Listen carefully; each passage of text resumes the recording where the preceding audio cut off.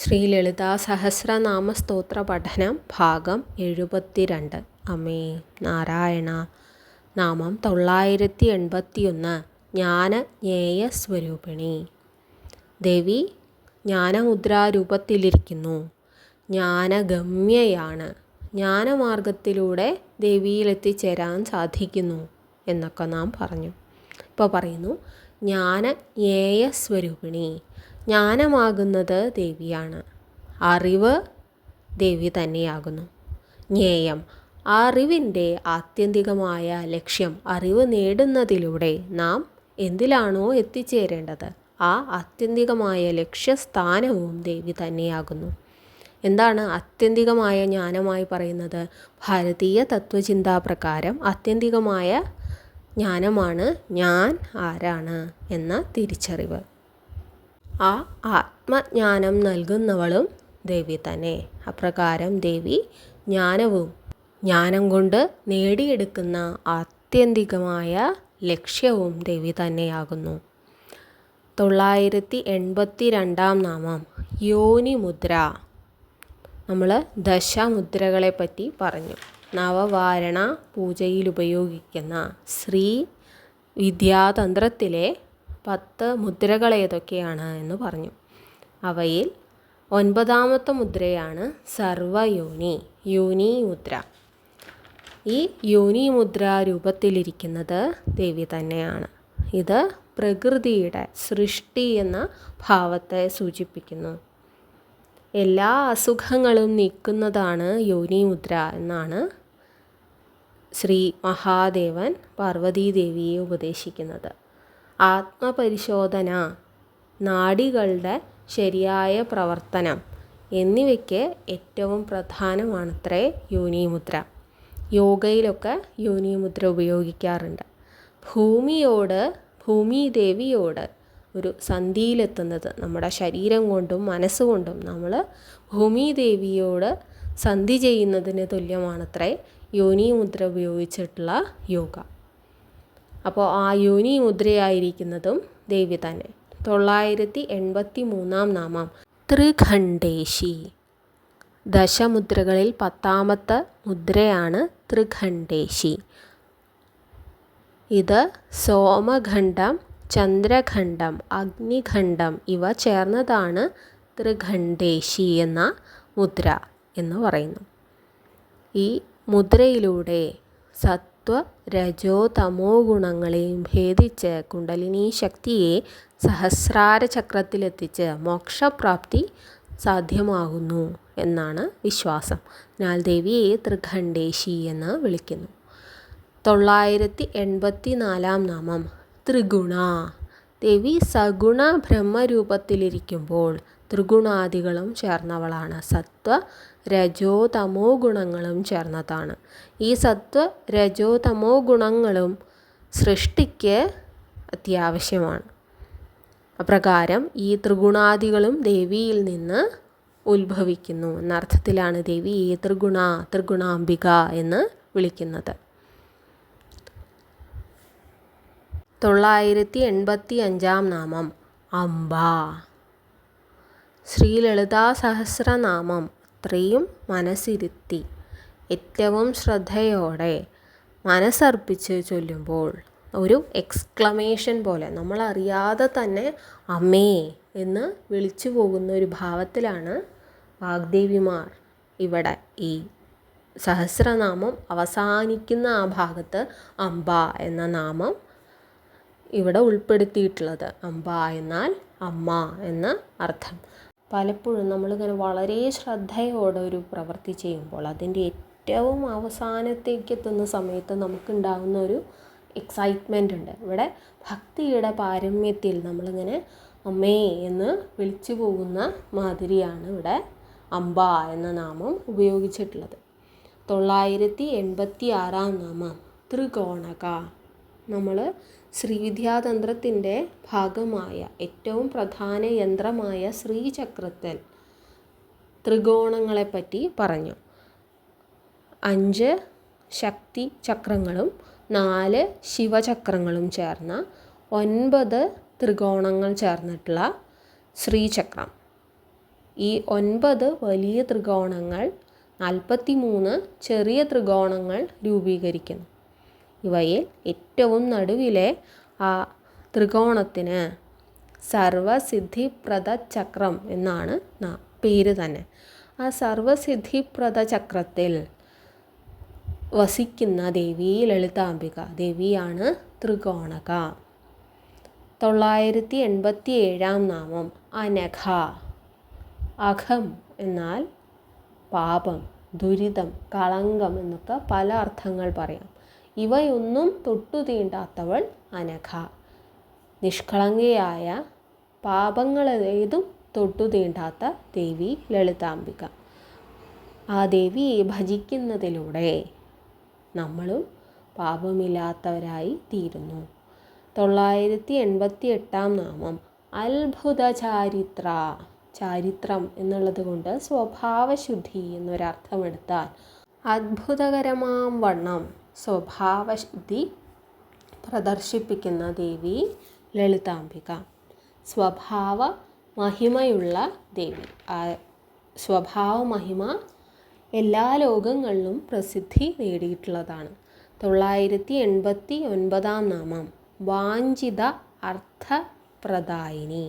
വാഞ്ചിത അർത്ഥം. ദേവി അർത്ഥം നൽകി അനുഗ്രഹിക്കുന്നു.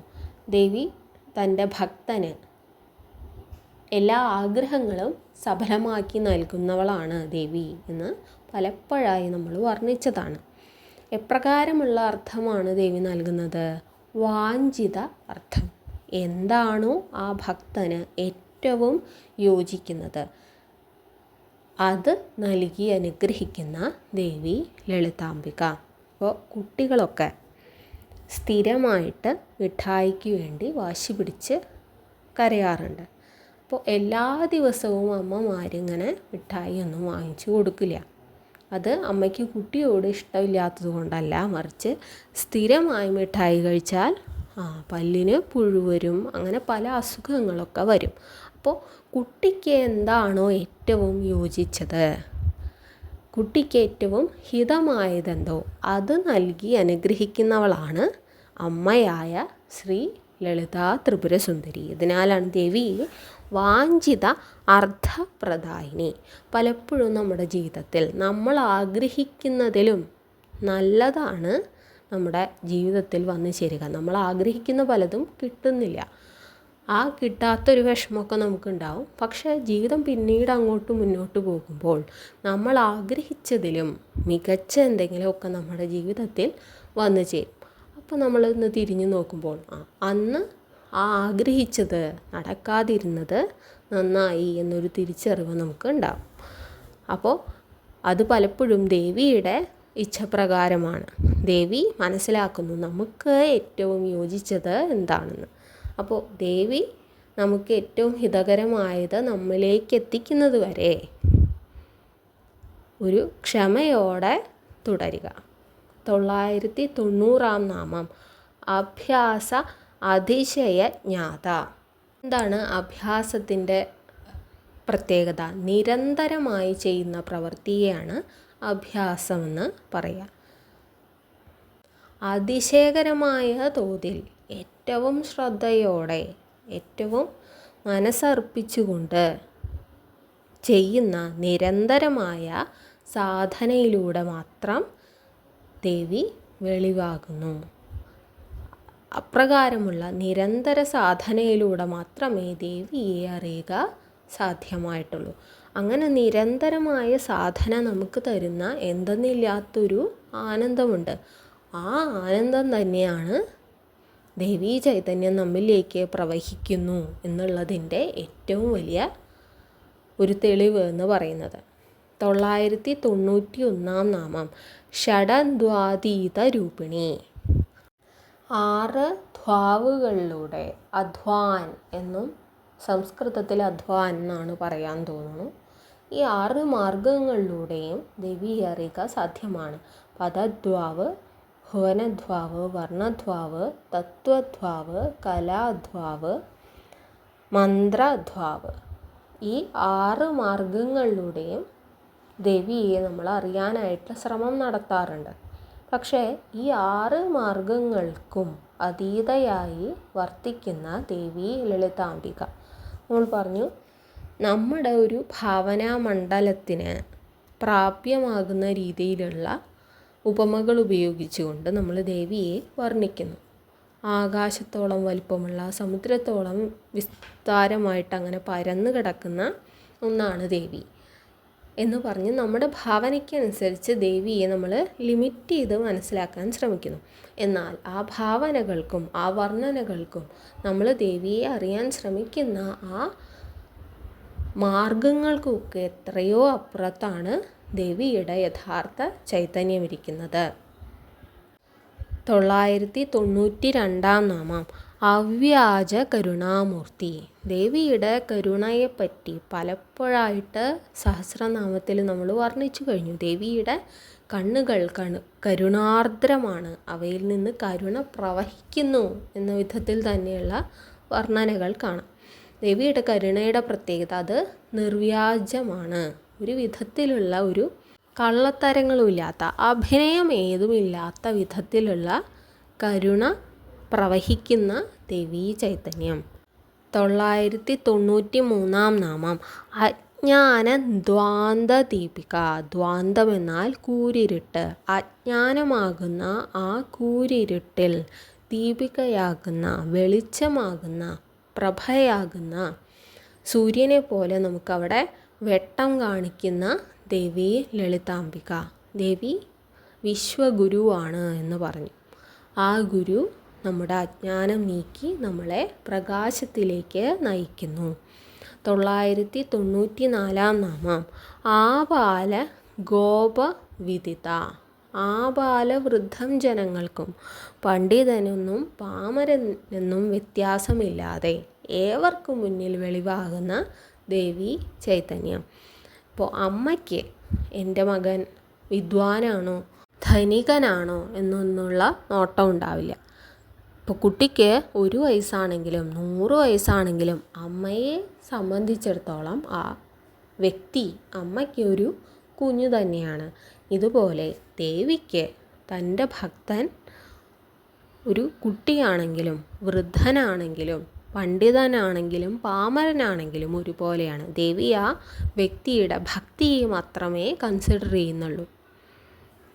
995 നാമം സർവാനുല്ലംഘ്യ ശാസന. ഉല്ലംഘിക്കാൻ, ഒരിക്കലും ദേവിയുടെ ശാസനകൾ ബ്രേക്ക് ചെയ്യാൻ, അത് ലംഘിക്കാൻ ആർക്കും സാധ്യമല്ല. സർവരാലും ദേവിയുടെ ശാസനകൾ പാലിക്കപ്പെടുന്നു. ദേവി സൃഷ്ടി സ്ഥിതി സംഹാരത്തിന് ബ്രഹ്മ വിഷ്ണു മഹേശ്വരന്മാരെ അവർക്ക് നിർദ്ദേശങ്ങൾ നൽകിയിട്ടുണ്ട്.